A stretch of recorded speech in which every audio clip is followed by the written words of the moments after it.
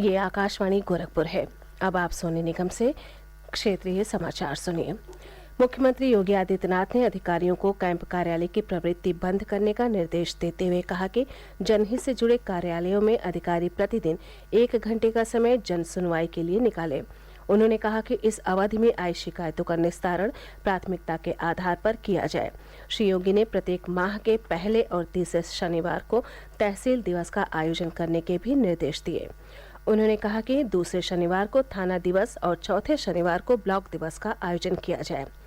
लखनऊ में कल video conferencing के माध्यम से प्रदेश के सभी मंडलों, जनपदों, तहसीलों और ब्लॉक स्तर पर तैनात अधिकारियों के साथ राज्य में कानून व्यवस्था की स्थिति की समीक्षा करते हुए मुख्यमंत्री ने कहा कि तहसील दिवस, थाना दिवस और ब्लॉक दिवस पर सभी संबंधित अधिकारी अनिवार्य रूप से उपस्थित रहें। उन्होंने ये भी निर्देश दिया कि ग्राम विकास अधिकारी और बीडीओ से लेकर तहसीलदार, एसडीएम, थानाध्यक्ष और सीओ सहित सभी अधिकारी अपने तैनाती क्षेत्र में ही रात्रि विश्राम करें। श्री योगी ने कहा कि सभी अधिकारी ध्यान रखें कि आपका आचरण ही आम आदमी के मन में शासन के प्रति विश्वास का आधार बनता है। प्रदेश के लोक निर्माण विभाग मंत्री जितिन प्रसाद ने कहा है कि सरकार अयोध्या को विश्व पर्यटन नगरी के रूप में विकसित कर रही है। उन्होंने कहा कि यहाँ बुनियादी ढांचे का विकास सर्वोच्च प्राथमिकता के आधार पर किया जा रहा है।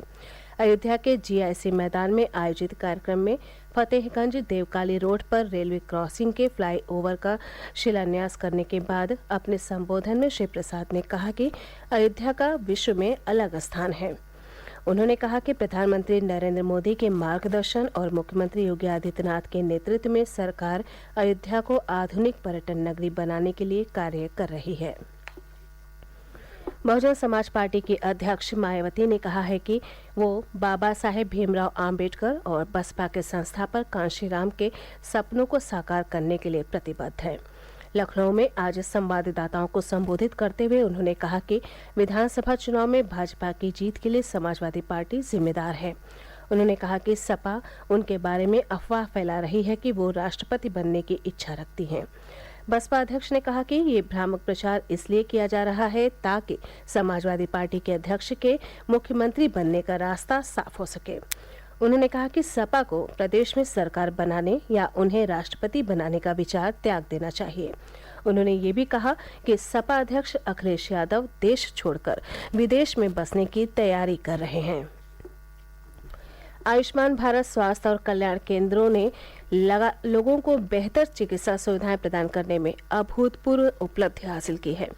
इस महीने की 26 और 27 तारीख को केंद्र सरकार की महत्वाकांक्षी टेलीमेडिसिन यानी ई संजीवनी योजना के माध्यम से 3,50,000 लोगों ने इसके लिए पंजीकरण कराया।